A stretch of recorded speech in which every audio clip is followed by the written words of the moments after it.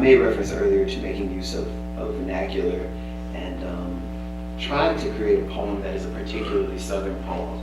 This next poem is titled after a word that I think of as a particularly Southern word, so it won't take me long to explain this word. When I'm reading elsewhere, I'm in the South now, so everybody in this room actually knows this word.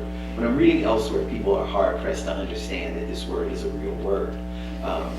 I'll explain it this way. I grew up in Shreveport, Louisiana. When I left there, I moved. I lived in New Orleans, Louisiana for almost 10 years. I left there and I lived in Houston, Texas for almost 5 years.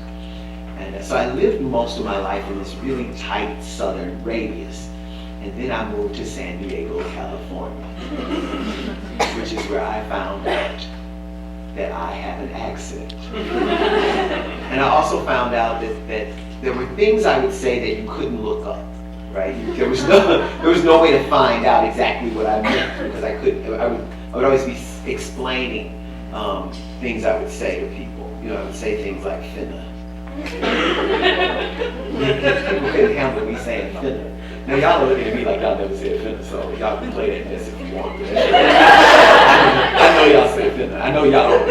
I know nobody here is going to do anything. All of y'all are finna do it. So the title of this next poem, is Nim.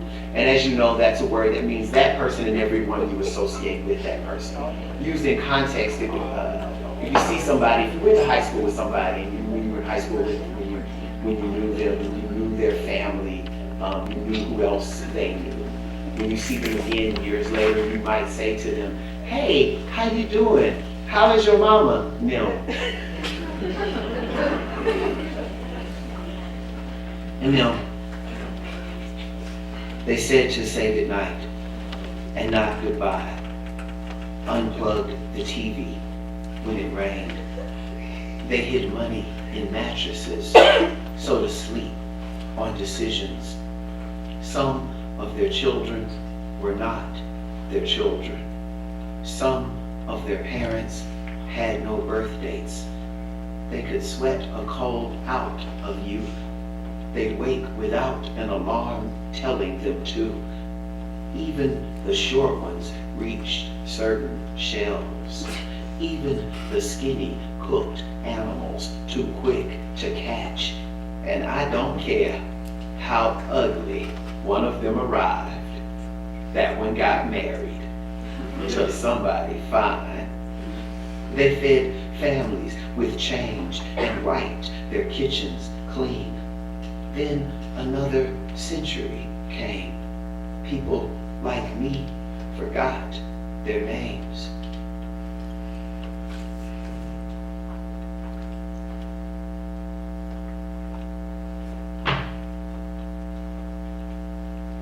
The tradition. Aster, nasturtium, delphinium. We thought fingers in dirt meant it was our dirt. Learning names in heat, in elements classical philosophers said could change us. Stargazer, foxglove. Summer seemed to bloom against the will of the sun, which news reports claimed flamed hotter on this planet than when our dead fathers wiped sweat from their necks.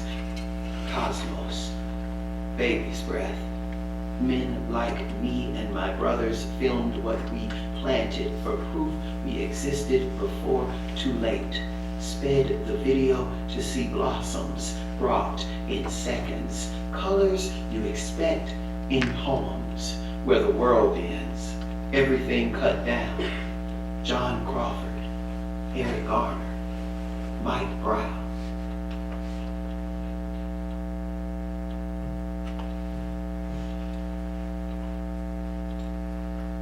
For this next poem, you may want to know that Janis Joplin recorded the Gershwin Standard Summertime with Big Brother and the Holding Company for their 1968 chart-topping album, Cheap Thrills. She died of a heroin overdose in 1970. She was 27 years old.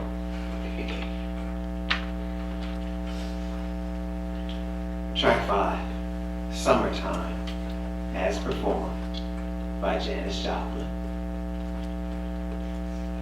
God's got his eye on me, but I ain't a sparrow. I'm more like a lawnmower. No, a chainsaw. Anything that might mangle each manicured lawn in Port Arthur, a place I wouldn't return to if the mayor offered me every ounce of oil my daddy cans at the refinery. My voice, ain't sweet. Nothing nice about it. It won't fly, even with Jesus watching. I don't believe in Jesus. The Baxter boys climbed a tree just to throw persimmons at me. The good and perfect gifts from above hit like lightning, leave bruises. So I lied. I believe, but I don't think God likes me. The girls in the locker room slapped dirty pads across my face. They called me bitch, but I never bit back. I ain't a dog. Chainsaw, I say. My voice hacks at you. I bet I tear my throat.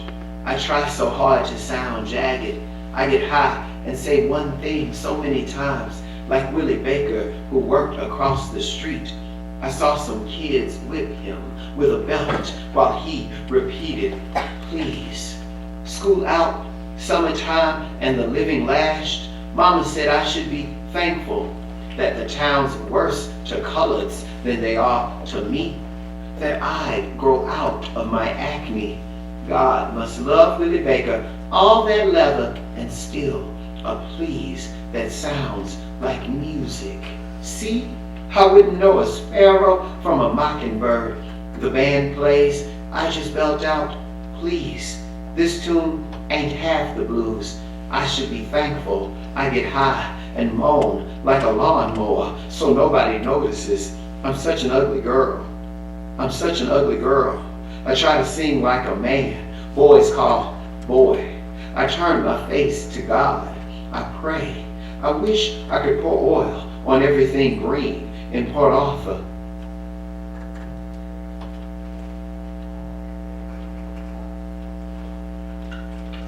After finding out about and being confounded by the very long list of people who have supposedly committed suicide while in police custody. That list includes people like Jesus Huerta in North Carolina, who, after having been handcuffed, after having been patted down, on the walk from the police cruiser to the building where he was to be booked, somehow managed to shoot himself in the back corner of his head. Victor White III in Louisiana, where I'm from, who after having been patted down while handcuffed, sitting in the back seat of a police cruiser, somehow managed to shoot himself in his upper back. Sandra Bland in Texas, who after a day of fighting for her life, hung herself with a trash bag in a cell where there's video footage of her that has technical difficulties. That video footage goes out at just the moment that the coroner says she must have hung herself with a trash bag. Bullet points. I will not shoot myself in the head, and I will not shoot myself in the back, and I will not hang myself with a trash bag. And if I do, I promise you, I will not do it in a police car while handcuffed or in the jail cell of a town I only know the name of because I have to drive through it to get home. Yes, I may be at risk, but I promise you, I trust the maggots who live beneath the floorboards of my house to do what they must to any carcass, more than I trust an officer of the law of the land to shut my eyes like a man of God might, or to cover me with a sheet so clean my mother could have used it to tuck me in. When I kill me, I will do it the same way most Americans do. I promise you, cigarette smoke, or a piece of meat on which I choke, or so broke I freeze in one of these winters we keep calling worst. I promise if you hear of me dead anywhere near a cop then that cop killed me. He took me from us and left my body, which is, no matter what we've been taught, greater than the settlement a city can pay a mother to stop crying, and more beautiful than the new bullet fished from the folds of my brain. I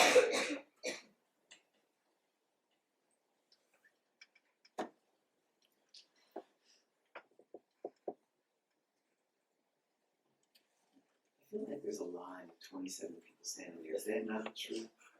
Is it that people open the door to see if it's empty or something? It's very fat. Huh? But it's like, do you hear the door? It's like the door opens and then there's no person. It's very strange. It's like there must be like 27 people. But there's nobody. Doesn't that feel weird to you? Y'all have ghosts in the area. It's probably who? Martha? Is that the ghost name?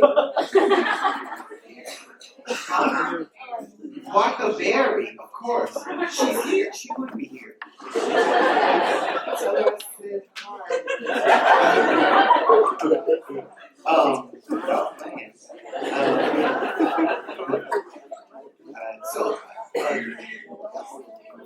I said it's really lovely living in the 21st century. One of the things that make it wonderful is that everything that was awful in the 20th century, all the hard things, are now the things that everyone loves. I'll give you an example. People really love nerds in the 21st century. Like if you're a nerd, people get excited about the kind of nerd you are. You can have a shirt that says nerd, or you could have a shirt that says the kind of nerd you are, nerd. Do y'all know what I mean? Like it's really a nice time. People will pull you over and read your t-shirt and be real pleased with you in your nerdship. I think that's amazing because when I grew up, I was a real nerd. And it wasn't really very nice. One of the things you come to know as an adult is that it really does it is of no use to you to walk around believing that you had it worse than everybody else. And yet I had it worse than everybody else. And I can prove this to you. If you are a video game nerd, you have people to play video games with. And if you're a comic book nerd, you have a place to go to read comic books, to buy comic books. But when I was growing up, I had a really big problem because I was, I promise you, I was a riddle nerd. Can you imagine? It was horrible. I was like a 7-year-old kid knocking on people's thighs trying to get them to answer a series of questions. Really, people were very excited to have any friends. Grown-ups didn't like me, kids didn't like me. So when I became a poet, it became very important to me to write a poem that was also a riddle. But I kept failing. And the reason I kept failing is in order to write a riddle, you always know the answer that you're backing into. You know exactly where you're going when you make up these questions. But when you're writing a poem, you can't know where you're going. The joy of writing a poem is discovery. It's finding out. It's being surprised by where you end up. So I kept failing. I wrote this poem that's in my new book, The Tradition. And I wrote this poem that is also a riddle. And I'm really proud of it because I think I made it work. And I think the way I made it work has to do with the fact that I don't know the answer to the riddle. So I'm gonna read this poem. It's a riddle. And I'm sorry I don't know the answer to the riddle. But y'all can email me or something if you figure it out. Riddle. We do not recognize the body of Emmett Till. We do not know the boy's name nor the sound of his mother wailing. We have never heard a mother wailing. We do not know the history of this nation in ourselves. We do not know the history of ourselves on this planet because we do not have to know what we believe we own. We believe we own your bodies, but have no use for your tears. We destroy the body that refuses use. We use maps we did not draw. We see a sea so cross it. We see a moon, so land there. We love land so long as we can take it. Shh, we can't take that sound. What is a mother wailing? We do not recognize music until we can sell it. We sell what cannot be bought. We buy silence. Let us help you. How much does it cost to hold your breath underwater? Wait. What are we? What? What on earth are we? What?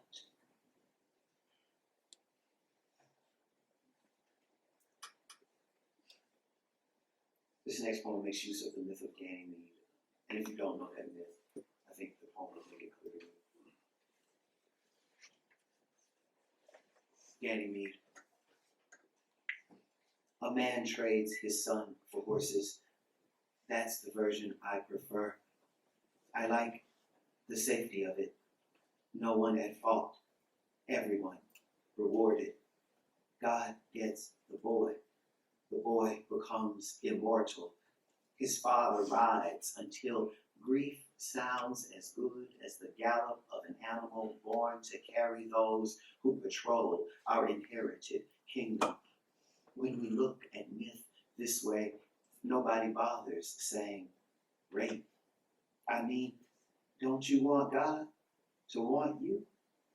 Don't you dream of someone with wings taking you up? And when the master comes for our children, he smells like the men who own stables in heaven, that far terrain between promise and apology. No one has to convince us. The people of my country believe we can't be hurt if we can be bought.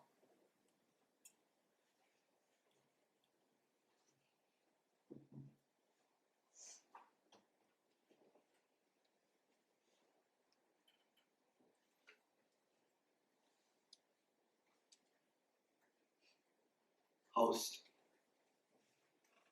We want pictures of everything below your waist, and we want pictures of your waist. We can't talk right now, but we will text you into coitus.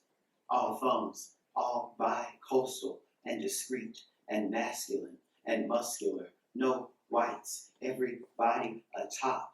We got a career to think about. No face, we got kids to remember. No one over 29, no one under 30. Our exes hurt us into hurting them. Disease free, no drugs. We like to get high with the right person. You got a girl? Bring your boy. We visiting. Room at the W. Names D, names J. We DJ. We Trey. We Troy. We Q. We not sending a face. Where should we go tonight? You coming through? Please know what a gym looks like. Not much time. No strings. No place. No face. Be clean. We haven't met anyone here yet. Why is it so hard to make friends? No games. You still coming through? Latinos only. Blacks will do. We can take one right now.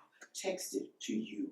Be there next week. Be there in June. We're not a phone person. We can host, but we won't meet without a recent pic and a real name and the sound of your deepest voice.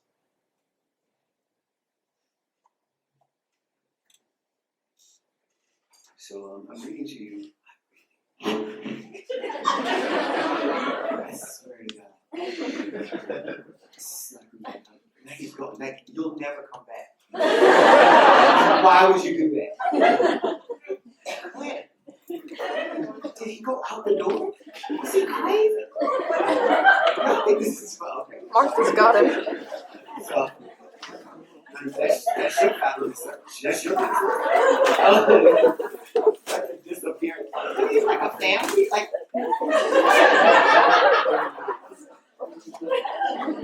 Like out there giving me most of the talking to. I'm sorry. Okay. So I'm reading to you retrospectively, which is to say, I'm reading from my first book, please. My second book, The New Testament. My mother's still angry with me about that title. And from my third book, my most recent book, my brand new baby book, The Tradition Is She Beautiful.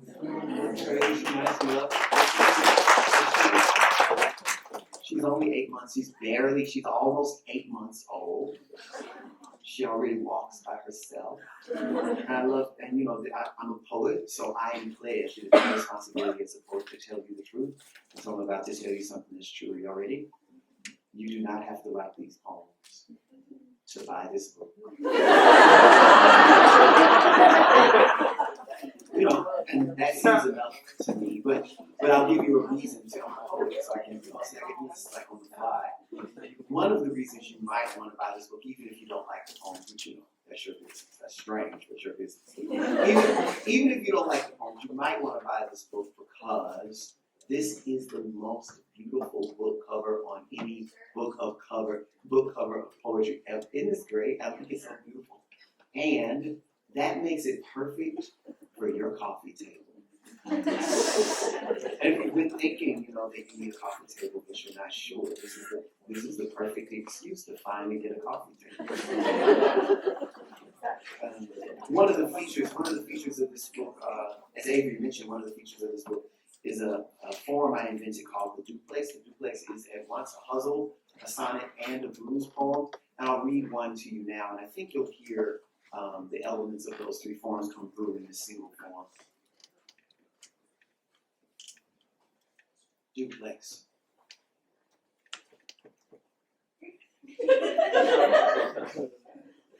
It's over for him.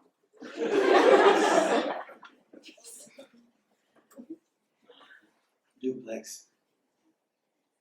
I begin with love, hoping to end there.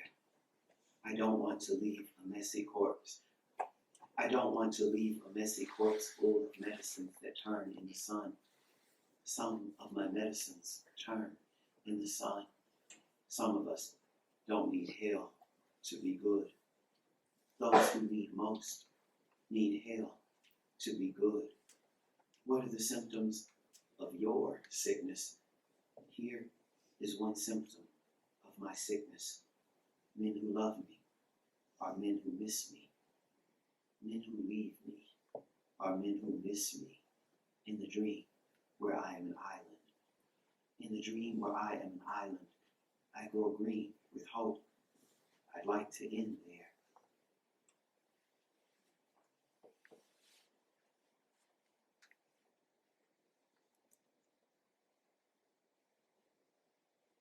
Crossing. The water is one thing, and one thing for miles. The water is one thing, making this bridge built over the water another.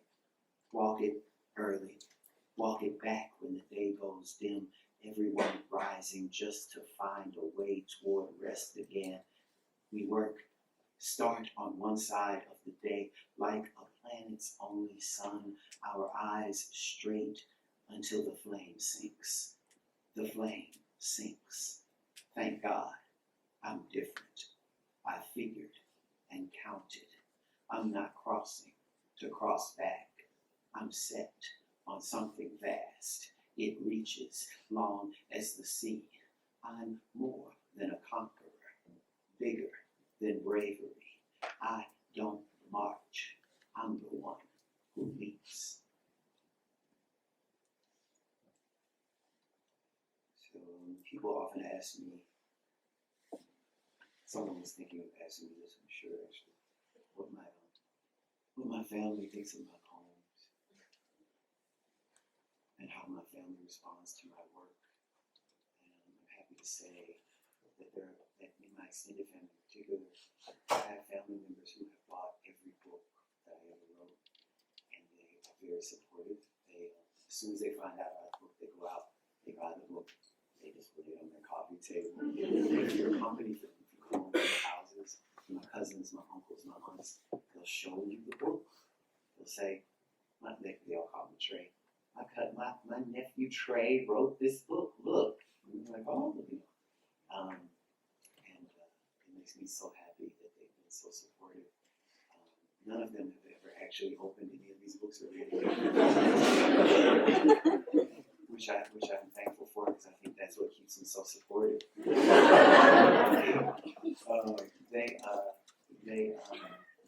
have a cousin who is not like the rest of that family, because she liked them, she does buy the books, but she actually has read every book I've ever written.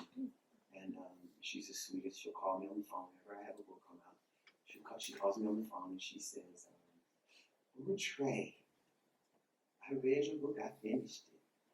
It's good. I'm so proud of you." I say, "Thank you so much." She says, "There's this one poem though that I'm kind of slow with this poetry stuff. I was hoping you could explain this one thing about this one poem." And she reads me the poem and she'll ask me a question about it, and I'll answer the question. And then she'll say, "Oh, okay, that makes sense. But there's this other poem too. Since you say it like that, I need to read you this other poem. You can help me with this one." And before it's over, she's read me the entirety of my poem. This has happened 3 books in a row. It's really a lot of fun for me. What's funny about the funniest moments are when I don't know. She gets really frustrated with me because sometimes she'll ask me a question about the poems in the book, and I actually don't know the answer to the question. And I will say, "I don't know." And she's on the phone with me and she'll say, "Trey, you don't know?" Trey, how do you expect anybody to buy this book and you don't even know? I think that's really funny. The other thing that's very funny about these conversations I have with her is that she'll also say that she likes to point out to me when I am rhyming in a poem. She's very interested in the fact that I don't seem to know the difference, and she wants me to know. She'll tell me, "Ooh, Trey, now this one rhymes."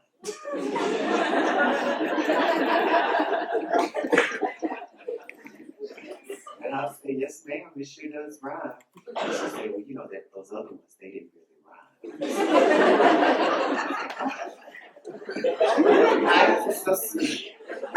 So I'm telling that story because this next poem is a poem that I wrote thinking about her. This next poem is a poem that no matter what else it does, it definitely rhymes. There's no doubt. Dark. I am sick of your sadness, Jericho brown, your blackness, your books. Sick of you laying me down so I forget how sick I am. I'm sick of your good looks, your debates, your concern, your determination to keep your butt plump, the little money you earn. I'm sick of you saying no when yes is as easy as a young man. Bored with you saying yes to every request, though you're as tired as anyone else, yet consumed with a single diagnosis of health. I'm sick of your hurting. I see that you're blue. You may be ugly, but that ain't new. Everyone you know is just as cracked. Everyone you love is as dark, or at least as black. I'm going to finish. I have 2 more poems that I'm going to read. I'm going to finish with a couple of love poems. Can I read you some love poems? You have to ask for consent.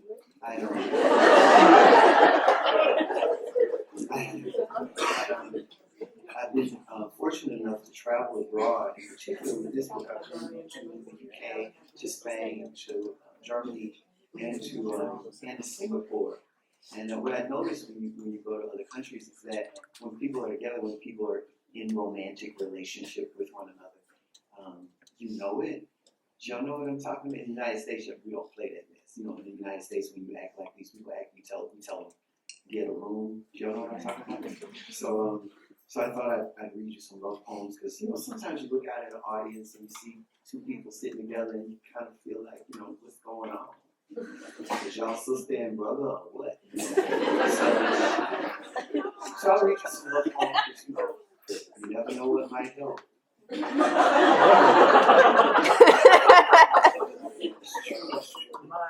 It's true. Tonight could be fine. The only thing I would have to say about this next poem before I read it is that I love poetry. I hope it's clear, y'all. I love poetry more than anything else, except one thing, and that's cuddling.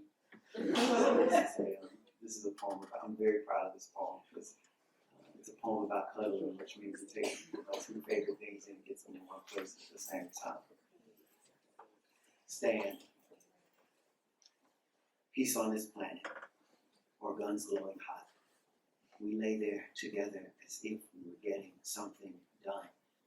It felt like planting a garden, or planning a meal for people who still need feeding. All that touching, or barely touching, not saying much, not adding anything.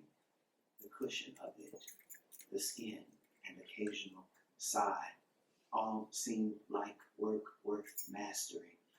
I'm sure somebody died while we made love. Somebody killed somebody black. I thought then of holding you as a political act. I may as well have held myself. We didn't stand for one thought, didn't do a damn thing. And though you left me, I'm glad we didn't. I'll read you one last poem.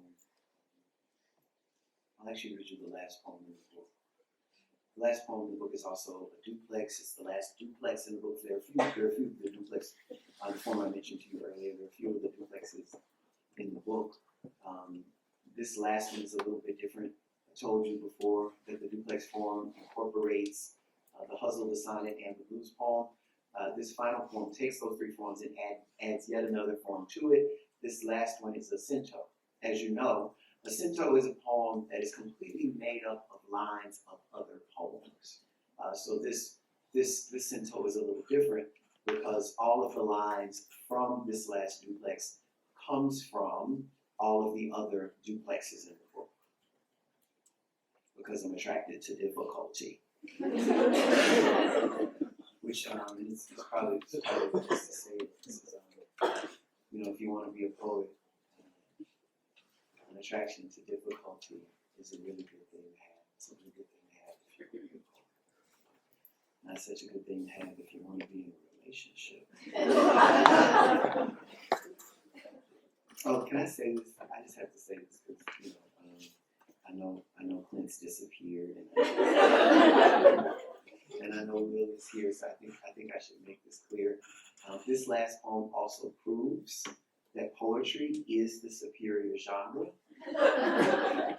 because prose writers are not going to read you the last page of their book.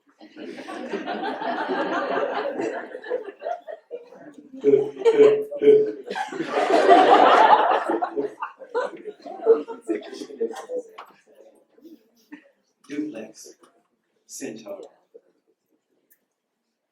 My last love drove a burgundy car, color of a rash, a symptom of sickness. We were the symptoms, the road, our sickness. None of our fights ended where they began. None of the beaten end where they began. Any man in love can cause a messy corpse, but I didn't want to leave a messy corpse obliterated in some lily field. Stench obliterating lilies of the field. The murderer, young and unreasonable. He was so young, so unreasonable, steadfast and awful, tall as my father. Steadfast and awful, my tall father was my first love. He drove a burgundy car. Thank you so much.